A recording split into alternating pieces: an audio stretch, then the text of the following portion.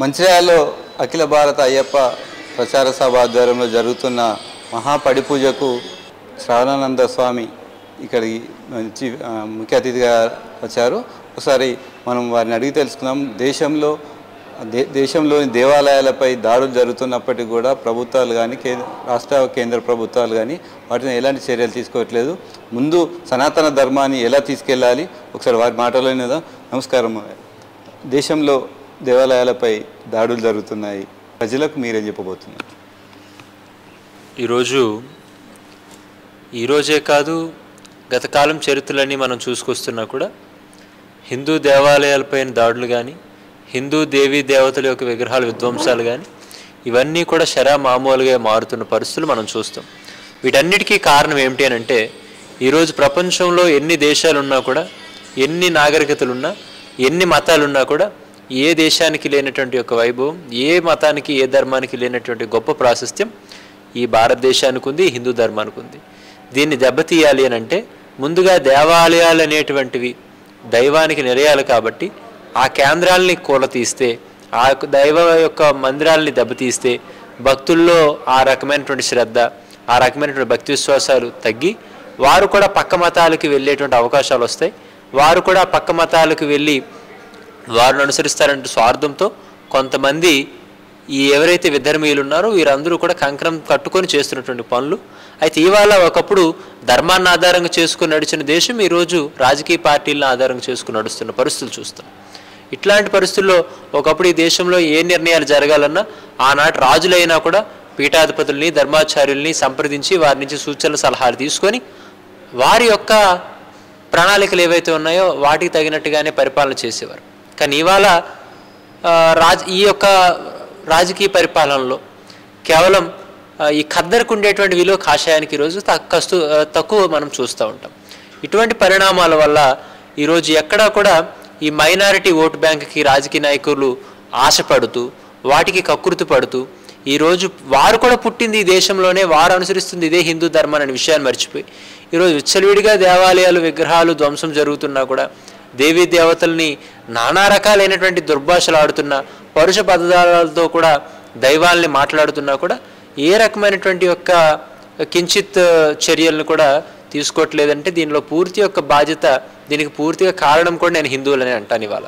ఎందుకనంటే మనం ఒళ్ళు మర్చిపోయి బ్రతుకుతున్నాం, మనం కళ్ళు మూసుకొని బ్రతుకుతున్నాం కాబట్టి అందరూ కూడా ఆటలు ఆడుతూ ఉన్నారు. ఈరోజు మనం అందరం కూడా బ్రతుకు తెరువుల కోసం బాధ్యతలను బాగా నిర్వర్తిస్తున్నాం తప్పితే వ్యక్తిగతంగా కర్తవ్యాలు మర్చిపోయినాం. ఈరోజు మనం పుట్టింది దేశంలో, మనం ఉన్నది హిందువులుగా, మనము కూడా ఒక దేవుడిని కష్టమన్న వేళ గుడికి వెళ్ళి మొక్కుతున్నాం. ఆ దేవుడికి భక్తులు మనం కాబట్టి మనవంతు బాధ్యతగా ఆ ధర్మాన్ని మనం రక్షణ చేసుకోవాలి. అది రక్షణ జరగాలంటే ముందు మనం పాటించాలి.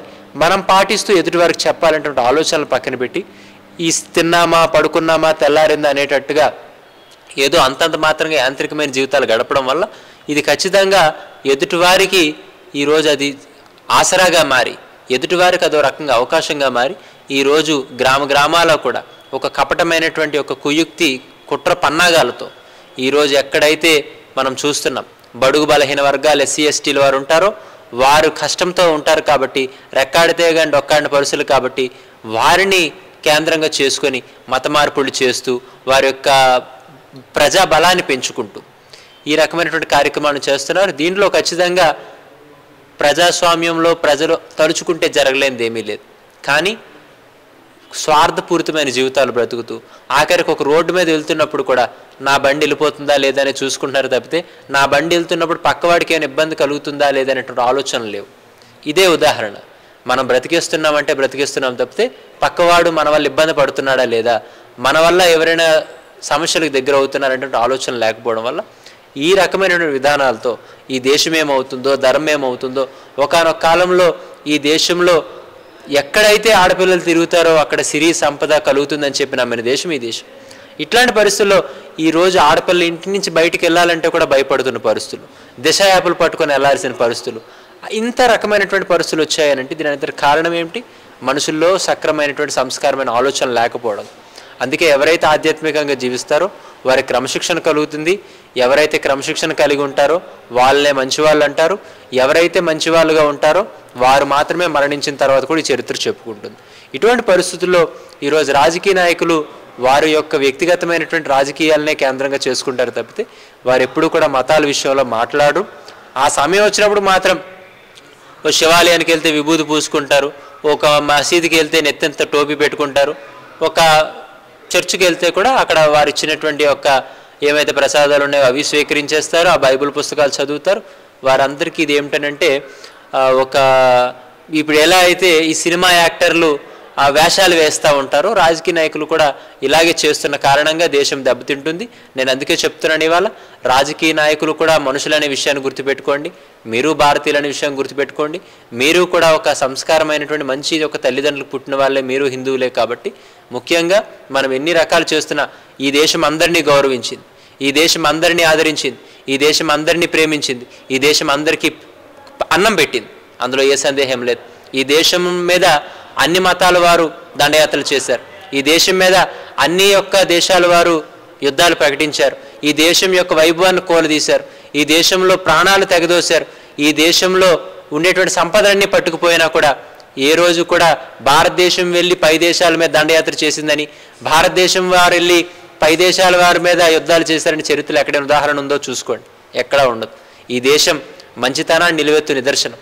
అటువంటి పరిస్థితుల్లో రాజకీయ నాయకులు కూడా మనం మరణించిన తర్వాత మనకు కూడా హిందూ సాంప్రదాయంలోని అంత్యక్రియలు జరుగుతాయనే విషయాన్ని గుర్తుపెట్టుకోండి.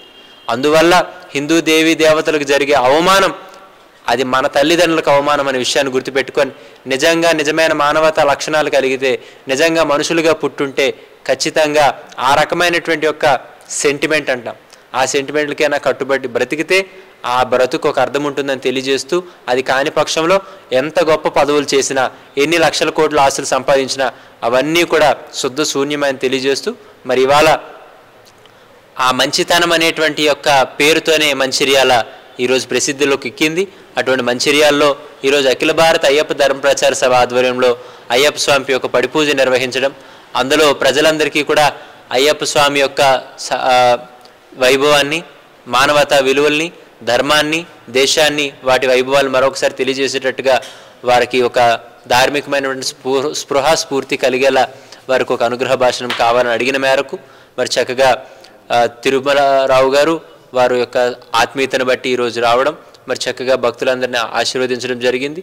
ప్రజలందరూ కూడా చక్కగా ఎదుటి వారిని ప్రేమిస్తూ, పొరుగు వారిని ఆదరిస్తూ, సమానత్వ భావంతో, సమతాభావాలతో బ్రతికితే ఆ రోజు అందరం కూడా ఆనందంగా ఉంటామని తెలియజేసుకుంటూ, మరొకసారి మీడియా వారికి కూడా ఎవరైతే మంచి సందేశాలు ఇస్తారో, ఎవరైతే మంచి మాటలు సమాజానికి చెప్తారో, ఎవరైతే మంచి కోసం పాటుపడుతున్నారో, ఎవరైతే మంచి కోసం సాయశక్తులా కృషి చేస్తున్నారో వారి నుంచి సందేశాలు తీసుకొని ప్రజల దగ్గర చేయడం వల్ల సమాజ శ్రేయస్సు జరుగుతుంది, నూతన సమాజ నిర్మాణం జరుగుతుంది, భవిష్యత్ తరాలు బాగుపడతాయి. తప్పితే అది కాని పక్షంలో అనవసరమైనటువంటి యొక్క వ్యవహారాలన్నీ కూడా ప్రజలకు చూపిస్తూ, ఇంకా పెడదవ పట్టిస్తూ, ఇంకా నాశనానికి మీడియా వారు కారణం కావద్దని కూడా తెలియజేస్తూ సెలవు తీసుకుని జై హింద్. ఈ మధ్య కాలంలో తెలంగాణలో దేవాలయాలపై దాడులు జరిగినప్పటికీ అఘోరి ఈ ప్రాంతంలో తిరుగుతూ సనాతన ధర్మం కోసం పాటుపడుతుంటే ఏ హిందుత్వవాదులు స్పందించకపోవడం పట్ల మీరు ఎట్లా చూస్తారు? రెండు అంశాలు. ఇవాళ తెలంగాణ, ఇప్పుడు మేమున్నది ఆంధ్ర, ఇక్కడ ఉన్నది తెలంగాణ. ఎక్కడా కూడా కొన్ని బయటకు వస్తున్నాయి, కొన్ని బయటకు రావట్లేదు. దేవాలయాల మీద దాడులు సక్రమంగా జరుగుతున్నాయి, అందులో ఏ సందేహం లేదు. రెండవది, ఈ మధ్యకాలంలో అఘోరి అని చెప్పి ఒక సబ్జెక్ట్ కొత్తగా వింటున్నాం.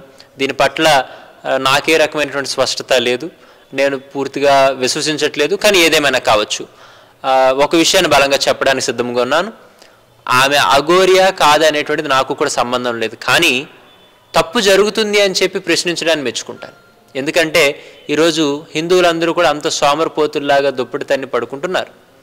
ఈరోజు మనమేమో కష్టం వస్తే మాత్రం దేవుడు కావాలి, అదే దేవుడు కష్టం వచ్చిందంటే మాత్రం మనం అక్కడ దరిదాపుల్లో కూడా కనిపించట్లేదంటే మన భక్తి ఎంత స్వార్థపూరితమైందో ఆలోచించుకోవాలి. ఈరోజు పక్క మతాల వారిని గమనిస్తే వారు దేవుడే అవసరం అనుకొని బ్రతుకుతారు, కానీ మనం దేవుడిని అవసరాలకు వాడుతున్నాం. వారు యొక్క విశ్వాసాలు అలా ఉన్నాయి, మన యొక్క నమ్మకాలు ఇలా ఉన్నాయి. అందువల్ల ఎవరైతే ఇప్పుడు అఘోరి అని చెప్పి ఆమె తిరుగుతూ ఉన్నారో వారి యొక్క ఏదైతే మనోగతమైనటువంటి ఆలోచనను గమనించింది, నేను సనాతన ధర్మం కోసం ప్రాణాలు ఇవ్వడానికి నేను సిద్ధంగా ఉన్నాను, నేను సనాతన ధర్మం కోసం ఏదైనా చేసేస్తానంటే అది అవుతుందా లేదా పక్కన పెడితే ఆ మాట అనడాన్ని కూడా మనం సమర్థించాలి. ఖచ్చితంగా అదే రకమైన ఆలోచనలు అందరికీ రావాలి. ఈరోజు మన తల్లిదండ్రులు ఎవరైనా కూడా తిట్టినా కొట్టినా మనకు ఎంత రకమైనటువంటి యొక్క పౌరుషం పుట్టుకొస్తుందో, ఎంత కోపం వస్తుందో, ఈ దేవతల్ని తిడుతున్నా కూడా మనకు ఆ రకమైనటువంటి యొక్క ఆలోచన కావాలి. ఎందుకనంటే మనం ఈరోజు మన తాత ముత్తాతలు ఆస్తులు సంపాదించి రిజిస్ట్రేషన్ చేశారని మనం చూసాం తప్పితే భూమిని మన తాత సృష్టించాడు, ఆకాశం మన నాన్నం సృష్టించింది, అగ్ని ఏమో మన ముత్తాత సృష్టించాడని ఎక్కడ చూడలేదు. ఎందుకనంటే ఈ యొక్క సమస్తమైన సృష్టి భగవంతుడి యొక్క చిత్తము, ఆయన యొక్క ఆనతితోని ఇదంతా జరిగింది. మనం పుట్టడానికి కూడా తల్లిదండ్రుల కారణం ఏమో తప్పితే తల్లి గర్భంలో ఉండేటప్పుడు ఆ యొక్క పెరుగు చొక్క వంటి పదార్థం ఎలా ప్రాణంగా మారిందో కూడా తల్లికి కూడా తెలియదు. ఆ ఇంత యొక్క పదార్థం అది అంత శరీరం ఎలా అయిందో కూడా తల్లికి తెలియదు. ఆ లోపల తల్లి తినేటువంటి ఆహారం అది ఆ ప్రాణానికి ఎలా వెళ్ళిందో కూడా తెలియదు. అంతా కూడా ఎవ్వరూ కూడా ఛేదించినటువంటి గొప్ప మిస్టరీ. ఇది ఏ సైన్స్ కూడా దీన్ని చూడలేదు. ఇదంతా కేవలం దైవం యొక్క సృష్టి నిర్మాణం మాత్రమే. అటువంటి పరిస్థితుల్లో ఇవన్నీ మనం మర్చిపోయి మనమంతా కూడా జ్ఞాపకాలతో బతుకుతున్నాం తప్పితే జ్ఞాపకాలతో ఏమీ బ్రతకట్లా. ఈరోజు ఏం జరుగుతుందో, మన పూర్వోత్తరాలు ఏంటో, మన చరిత్ర ఏంటో నేను అందుకే చెప్తాను. ఎవరైతే చరిత్ర తెలుసుకొని బ్రతుకుతారో వారికి చరిత్రలో స్థానం దక్కుతుంది. ఎవరైతే విలువలతో బ్రతుకుతారో వారికి మాత్రం సమాజంలో విలువ దక్కుతుంది. ఈ విలువలు లేకపోయినా, ఆ చరిత్ర తెలుసుకోలేకపోయినా మనిషి అనేటువంటి వాడు మృగం కూడా వాళ్ళు ఆ మృగాలు కూడా మృగాలుగా బ్రతుకుతున్నాయి. కానీ మనిషి మాత్రం మానవత విలువలు దూరం చేసుకుని మృగాల కంటే దారుణంగా బ్రతుకుతున్నాడు వాళ్ళు. అందువల్ల రాష్ట్రం, తెలంగాణ రాష్ట్రంలో ఏవైతే దేవాలయాల మీద దాడులు జరుగుతున్నాయో దాన్ని ఖచ్చితంగా ఈ రాష్ట్ర ప్రభుత్వం వారు ప్రత్యేకంగా దృష్టి పెట్టి దానికంటూ ఒక ప్రత్యేకమైన కమిటీని ఏర్పాటు చేసి, దానికంటూ ఒక ప్రత్యేకమైనటువంటి వింగ్, దానికి ఒక ప్రత్యేకమైన టీం దానికి ఎలర్ట్ చేసి వారందరికీ కూడా పూర్తిగా ధర్మం పట్ల ఒక రకమైనటువంటి నిబద్ధతను కలిగించి వారికి పూర్తి యొక్క ఆర్డర్స్ ఇస్తూ ఎక్కడ ధర్మానికి రక్షణ జరిగినా, ఈ ధర్మమే కాదు నేను ఇవాళ బలంగా చెప్తాను, ఎక్కడా కూడా ప్రజాస్వామ్యులు ఇబ్బంది కలగకుండా, ఏ మతానికి ఏ ఇబ్బంది కలగకుండా, ఏ మతం వారి వల్ల ఏ మతం వారికి కూడా సమస్య లేకుండా సామరస్య భావంతో మీరు పరిపాలన చేసుకోండి, దానికి కాదనలేదు. కానీ ఏకపక్షంగా ఏమాత్రం మనం అడుగులు వేసినా కూడా అది 2 రోజులు ముచ్చటగానే మారిపోద్దని మరొకసారి ప్రభుత్వానికి ప్రేమపూర్వకంగా సూచిస్తూ, మీ అందరూ కూడా ప్రజల దృష్టిలో కలకాలం ఉండాలి అని అంటే, ప్రజాస్వామ్యంలో నిలబడాలి అని అంటే ప్రజల యొక్క ఆశీస్సులు ఎంత కావాలో దానికి రెట్టింపుగా దైవం ఆశీస్సులు కూడా అంతే కావాలి. ప్రజలు ఒకవేళ మనల్ని ఆదరించిన, దైవం ఏమాత్రం మనల్ని సీతకన్నేసి చూసినా కూడా ఇవన్నీ కూడా గడ్డి పూస కంటే కూడా తృణప్రాయంగా పోతాయి. కాబట్టి చక్కగా ధర్మం పట్ల ప్రత్యేకమైన శ్రద్ధ పెట్టండి, దేవాలయాలు రక్షించండి, దానికోసం ఒక ప్రత్యేకమైనటువంటి యొక్క ప్రణాళికలు సిద్ధం చేస్తూ ఆ రకంగా ముందుకు అడుగులు వేస్తే మీ అందరూ, మీ కుటుంబాలు తరతరాలు కూడా వృద్ధి పొందుతారని ఆశీర్వాదం తెలియజేస్తూ సెలవు తీసుకుని జై హింద్. అంటే అన్య మతాల వాళ్ళు అందరూ ఒకటవుతారు, కానీ హిందువులు మాత్రం వాళ్ళ కష్టాలు వచ్చినప్పుడు దేవుడికి చెప్పుకుంటారు, కానీ దేవుడి కోసం ఎందుకు ఒకటైతే లేరంటే ఏం చెప్తారు? ఇవాళ మీరు బాగా గమనిస్తే 198 దేశాలు ఉన్నాయి. 198 దేశాల్లో కూడా ఎక్కడ కుల వ్యవస్థ లేదు. కానీ ఈ దేశం యొక్క వైభవాన్ని దెబ్బతీసేందుకు కొంతమంది స్వార్థపరులు ఒక కుల వ్యవస్థ అనేది తయారు చేశారు. ఈ కుల వ్యవస్థ అనేటువంటి దానివల్లే ఒక సగం దేశం దెబ్బతింటే దీన్ని ఇవాళ రాజకీయ పార్టీలు మరింత పెంచి పోషిస్తున్నాయి. ఏదైనా ఒక విషయం వచ్చేటప్పుడు ఈ కులపోడే అక్కడికి ఉండాలా, ఆ కులపోడే అక్కడికి రావాలనేటువంటి ఒక కుల విచ్ఛేదం ఏదైతే జరుగుతుందో, ఈ రాజకీయ పార్టీల్ని ఒక మాట అన్నా, రాజకీయ నాయకుడిని ఒక మాట అన్నా, కులాన్ని ఒక మాట అన్నా, కుల నాయకుడిని ఒక మాట అన్నా కూడా ప్రజల్లో పౌరుషం పుట్టుకొస్తుంది. ఒక రాజకీయ పార్టీ మీద రాజకీయ పార్టీ కార్యాలయం మీద దాడి జరిగిన, రాజకీయ నాయకుడి మీద దాడి జరిగిన, ఒక కుల సంఘ పార్టీ కార్యాలయం మీద దాడి జరిగిన, ఒక కుల నాయకుడి మీద దాడి జరిగిన, ఆఖరికి ర్యాలీలు, నిరసనలు, ధర్మనాలు రకరకాలు జరిగిపోతాయి. కానీ ఇవాళ దేవాలయాల మీద దాడులు జరుగుతున్నాయి, విగ్రహాలు ధ్వంసం జరుగుతున్నాయంటే కూడా అది పట్టింపు లేకపోతుందని అంటే పూర్తిగా మనుషులు అనేటువంటి వారు ఈ కులాల్ని రాజకీయ పార్టీల దృష్టిలోనే పెట్టుకున్నారు తప్పితే వీరు మనుషులు అనే విషయాన్ని కూడా గుర్తుపెట్టుకోవట్లేదు. అందువల్ల ఏంటంటే ఇవన్నీ కూడా ఈ రకమైనటువంటి ప్రణాళికల వల్ల, ఈ రకమైనటువంటి పనుల వల్ల దీని ప్రభావాలు ఇప్పుడు తెలియదు, మన భవిష్యత్ తరాల మీద పడుతుంది ఖచ్చితంగా. ఇవాళకే మనం చూస్తున్నాం, మన కడుపును పుట్టిన వాళ్ళు మన మాటలే వినలేని పరిస్థితులు, మనకే ఎదురు తిరుగుతున్న పరిస్థితులు, ఆఖరికి మన మీదే చేసుకున్న పరిస్థితులు ఇవన్నీ చూస్తున్నామంటే దీని అంతటికీ కారణం మనమే. మనలో ఒక సక్రమైన ఆలోచన లేకపోవడం వల్ల, మనం సక్రమంగా బ్రతకపోవడం వల్ల ఇవన్నీ కూడా చూస్తున్న పిల్లలు నేర్చుకుంటున్నారు. అందువల్ల ఏంటంటే నిజంగా మనం భవిష్యత్ తరాల వారికి ఆస్తుల్ని మనం సంపదగా ఇస్తే ఉన్నంత వరకే బ్రతుకుతారు సక్రమంగా. కానీ సంస్కారాన్ని మనం ఆస్తులుగా ఇస్తే వారు మనం పోయిన తర్వాత కూడా మన యొక్క పరంపర ముందుకు తీసుకెళ్తారు. కాబట్టి ఈ ఏదైతే ఈ కులాలు అనేటువంటి ఉంటాయో, ఈ కులాలు అనేటువంటివి కొంతమంది స్వార్థపరులు వాళ్ళ మనుగడ్ని పెంచుకోవడం కోసం, నిలుపుకోవడం కోసం సృష్టించినవి తప్పితే దైవం యొక్క సృష్టిలో కులం అనేటువంటిదే లేదు. తాను అందరినీ సమానంగానే పుట్టించాడు, అందరికీ సమానమైన భావంతోనే జన్మించాడు. కానీ అందుకే నేను చెప్తాను, భగవంతుడు ఎప్పుడు ఎక్కడ ఎవరికి ఎలా పుట్టాలో నిర్ణయించుకునే అవకాశం ఇవ్వలే. భగవంతుడు ఎప్పుడు ఎక్కడ ఏ రకంగా ఏ విధంగా మన శరీరం పోవాలో, మనం మరణించాలో మనమే నిర్ణయం తీసుకునే అవకాశం ఇవ్వలే. కానీ మనం ఎలా బ్రతకాలో మాత్రం నిర్ణయించుకునే అవకాశం ఆ మధ్యలో మనకు వదిలేసాడు. ఆ ఖాళీ, ఆ ఫిల్లింగ్ ద బ్లాంక్స్. మనం మంచిగా బ్రతకాలనుకుంటే మంచి మనిషిగా గుర్తింపు పొందుతాం, చెడుగా బ్రతికితే చరిత్ర చీడ పురుగులా మిగిలిపోతాం. అందుకు ఆ మంచితనం మనకి కావాలి, ఆ మంచి గుర్తింపు కావాలని అంటే మంచినే బోధించేటువంటి ధర్మాన్ని మనం పాటించగలిగితే, రక్షించగలిగితే ఆ రోజు మంచి వ్యక్తిగా చరిత్రలో గుర్తింపు పొందుతామని తెలియజేస్తున్నాం. అంటే ఆంధ్రప్రదేశ్ చూసుకున్నట్టయితే జనసేన అధ్యక్షుడు పవన్ కళ్యాణ్ సనాతన ధర్మం కోసం పాటుపడాలి అనే ఒక నినాదాన్ని మాత్రం ముందుకు తీసుకొస్తున్నాడు. దీన్ని మీరు ఎట్లా చూస్తారు? ఖచ్చితంగా గత కాలంలో మనం చాలా కాలం నుంచి వింటున్నాం, పవన్ కళ్యాణ్ గారు సనాతన ధర్మ పరిరక్షణ బోర్డు అంటే ఒకటి ఏర్పాటు చేయాలి, ఆ రకంగా ధర్మానికి మరింత సంరక్షణ శ్రేయస్సు జరగాలని వారు ఒక మాట అంటున్నారు. దీన్ని మేము చాలా కాలంగా చెప్తున్నాం, దీన్ని ఖచ్చితంగా మేము స్వాగతిస్తున్నాం, దీన్ని అభినందిస్తున్నాం. దానికి పూర్తి యొక్క ప్రణాళికలు సిద్ధం చేసి దాన్ని ఎంత వేగంగా మనం ప్రకటించగలిగితే అది అంత మంచి జరుగుతుందని మేము చెప్తున్నాం. ఇది కేవలం పవన్ కళ్యాణ్ గారు ఒక్కరే కాదు, మనుషులుగా పుట్టిన ప్రతి ఒక్కరూ దాన్ని స్వాగతించాలి, దానికి సమర్థించాలి, దానికి వారు వంతుగా కూడా వారు ప్రయత్నాలు చేయాలి. ఈరోజు సమాజంలో మన పరిస్థితులు గమనిస్తున్నాం. ఎవరైతే మంచి చేస్తున్నారో ఆ మంచికి ఆటంకాలు కలిగజేస్తున్నారు, ఎవరైతే మంచి కోసం ప్రయత్నం చేస్తున్నారో వారికి ఇబ్బందులు పెడుతున్నారు, ఎవరైతే మంచి కోసం ప్రయత్నం చేస్తున్నారో వారినే విమర్శలు చేస్తూ వారి మనసులో కూడా బాధ పెట్టుతూ వారిని కూడా సమాజానికి దూరం చేయాలనేటువంటి ఒక రకమైనటువంటి యొక్క స్వార్థ ప్రయత్నాలు జరుగుతున్నాయి వాళ్ళ. ఇవన్నీ మంచి పద్ధతి కాదు. కాబట్టి ప్రతి ఒక్కరూ కూడా ఒక రకమైనటువంటి యొక్క స్థితప్రజ్ఞత, ఒక రకమైనటువంటి కమిట్మెంట్స్, ఒక రకమైన స్టాండర్డ్స్, ఇవన్నీ కూడా నాది అనేటువంటి భావన, ఈ దేశం నాది, ఈ ధర్మం నాది అనేటువంటి భావనలతో మనం చక్కగా ఉండగలిగితే అది ఏ ఒక్క మతం వారు కూడా ఎదురుగా నిలబడలేరు అవ్వాలి. ఎందుకనంటే ఈ హిందూ ధర్మం పుట్టినప్పుడు ఈ సోకాల్డ్ మతాలు ఏవి పుట్టల. వీటన్నిటికీ కూడా మనం లెక్క కట్టి చూస్తే ఒక 400-500 సంవత్సరాల క్రితంకి వెళ్ళి చూస్తే ఏ మతాలు లేవు. మహా అయితే ఓ 2000 సంవత్సరాల క్రితం ఒక మతం పుట్టింది, ఓ 1000 సంవత్సరాల క్రితం ఇంకో మతం పుట్టింది. కానీ ఇవాళ రాముడు పుట్టే లక్షల సంవత్సరాలు అయ్యిందని చెప్తున్నాం, రాముడు కట్టిన వారదే లక్షల సంవత్సరాలు అని చెప్తున్నాం. ఎంత ప్రమాణాలు ఉన్నాయి. ఇవన్నిటి వల్ల కూడా మనం ఇవన్నీ కూడా చరిత్ర తెలుసుకోవాలి. ఆ చరిత్ర తెలుసుకొని ప్రామాణికంగా మనం బ్రతకగలిగితే మనకు ఒక ప్రమాణం ఉంటుంది. అది కాని పక్షంలో without proof we are also fake అనమాట. అందువల్ల చక్కగా ప్రతి ఒక్కరూ కూడా సనాతన ధర్మ పరిరక్షణ అనేటువంటిది ఒక ధ్యేయంగా మారాలి, అది ప్రతి ఒక్కరి జీవిత లక్ష్యంగా మారాలి, అదే ధ్యాసగా అదే శ్వాసగా మారాలి. ఇది ఖచ్చితంగా జరిగితే ఆ రోజు ప్రపంచ దేశాలన్నిటికీ కూడా భారతదేశం ఈరోజు దిక్సూచి. ఈరోజు మనం దాన్ని తెలుసుకోలేకపోతున్నాం. ఇక్కడ ఉండేటువంటి సంపద అంతా కూడా పై దేశస్తులు తెలుసుకుంటున్నారు. ఇక్కడ నాగరికతని, ఇక్కడ సాంప్రదాయ ఆచార విధి విధానాలని వాళ్ళు పాటిస్తున్నారు. అక్కడ వదిలేసిన ఎంగిలి మెతుకులని మనం తెచ్చుకుంటున్నాం. ఇదే దౌర్భాగ్యం అంటే. అందువల్ల ధరినున్న దాన్ని దూరం చేసుకోవడం దరిద్రం. అందుకు మన పక్కనున్నది మనకు ఎక్కువైపోవడం వల్ల మనం దాన్ని నిర్లక్ష్యం చేస్తున్నాం. ఆ నిర్లక్ష్యం చేయడం ఎంత మాత్రం పద్ధతి కాదు. కాబట్టి మన పూర్వీకులు ఏదైతే మన యొక్క విధానాలని మనకు చెప్పారో అవన్నీ కూడా మనం పాటిస్తే మనందరం కూడా ఆనందంగా ఉంటామని తెలియజేసుకుంటూ సెలవు తీసుకుంటున్నాం. సనాతన ధర్మాన్ని పరిరక్షించాలంటే ప్రజలు కానీ ఇటు రాజకీయ పార్టీల నాయకులు కానీ ఏం చేయాలంటారు మీరు?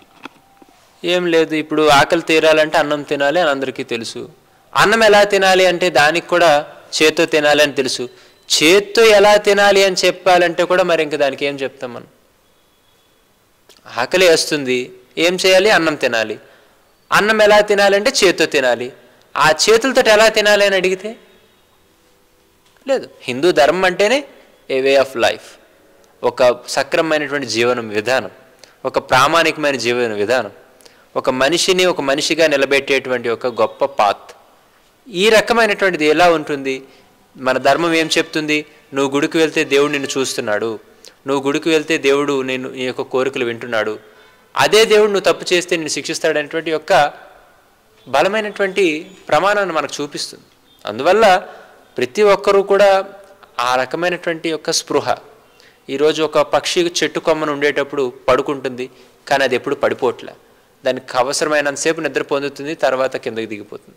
కానీ మంచం మీద పడుకుంటున్న మనిషి పడిపోతున్నాడు అని అంటే అది కొమ్మ పట్టుకునేటప్పుడు దాన్ని జ్ఞాపకం పెట్టుకుంటుంది, నేను పట్టుకునేది కొమ్మని నేను విడిచిపెట్టానంటే పడిపోతానని. కానీ మనిషి మంచం మీద 8 అడుగులు మంచం మీద పడుకున్నా కూడా తనకు ఆ జ్ఞాపకం లేదు.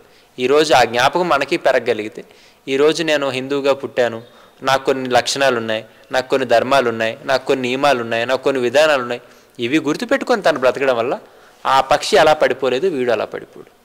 అవి గుర్తు లేకపోవడం వల్ల ఈరోజు మానవ మనుగడ దెబ్బతింటుంది. అందువల్ల ధర్మ రక్షణ అంటే ధర్మాన్ని పాటించడమే నిజమైన ధర్మరక్షణ. తప్పితే పక్క మతాల వాడు ఇలాగా ఆడిలా చేశాడు, వీళ్ళు ఇలా చేశాడు అనేటువంటి యొక్క ఏదైతే ఈ ఏమంటాం ఎలిగేషన్స్, ప్రూవ్డ్ ఎలిగేషన్స్ కావచ్చు, లేకపోతే మన ఇష్టం వచ్చినట్టుగా మనం మాట్లాడడం కావచ్చు. ఎదుటివాడిని నిందించడం ధర్మరక్షణ కాదు, మనం పాటించడం నిజమైన ధర్మరక్షణ. అలా చేయగలిగితే ఆ రోజు ధర్మంకి ఏ రోజు లోటు ఉండదు, ఏ రోజు కాదు. ఆఖరికి మనుషులందరూ ఎంత నిర్లక్ష్యం చేసినా సూర్యచంద్రుడు వెలుగుతున్నంతకాలం, ఈ పంచభూతాలు ప్రామాణికంగా కళ్ళ ముందు కనిపిస్తున్నంతకాలం హిందూ ధర్మం ఎప్పుడూ కూడా దేదీప్యమానంగా విరాజిల్లుతుంది. తప్పితే దాన్ని ఎవడు ఏం చేయలేడు, చేసే మనగాడు పుట్టలేదు, పుట్టబోడు. ఇది ఖచ్చితంగా సనాతన ధర్మం అనుసరించేటువంటి ఒక సన్యాసిగా, దుర్గా మహాపీఠాధిపతిగా, సమతానంద స్వామి యొక్క వారసుడిగా ఇది బలంగా చెప్తున్నాను. దీనికి ఏ రకమైన లోటు జరగదు. దేశంలో ఎన్ని దేవాలయాలను ధ్వంసం చేసినప్పటికీ కూడా సనాతన ధర్మాన్ని నిలబెట్టగలిగితే మనం ఖచ్చితంగా హిందూ ధర్మాన్ని మనం రక్షించిన వాళ్ళం అవుతాం. ఖచ్చితంగా హిందువులందరూ ఏకతాటిపైకి రావాలి. హిందూ ధర్మాన్ని పరిరక్షించాలంటే సనాతన ధర్మానికి సంబంధించిన నియమ నిబంధనలు పాటించి ఖచ్చితంగా రాజకీయ పార్టీలు కానీ హిందూ బాంధవులందరూ ఒకే తాటిపైకి వచ్చి హిందూ ధర్మాన్ని కాపాడాలని చెప్పి శ్రావణ చైతన్యానంద స్వామి మనతో తెలిపారు.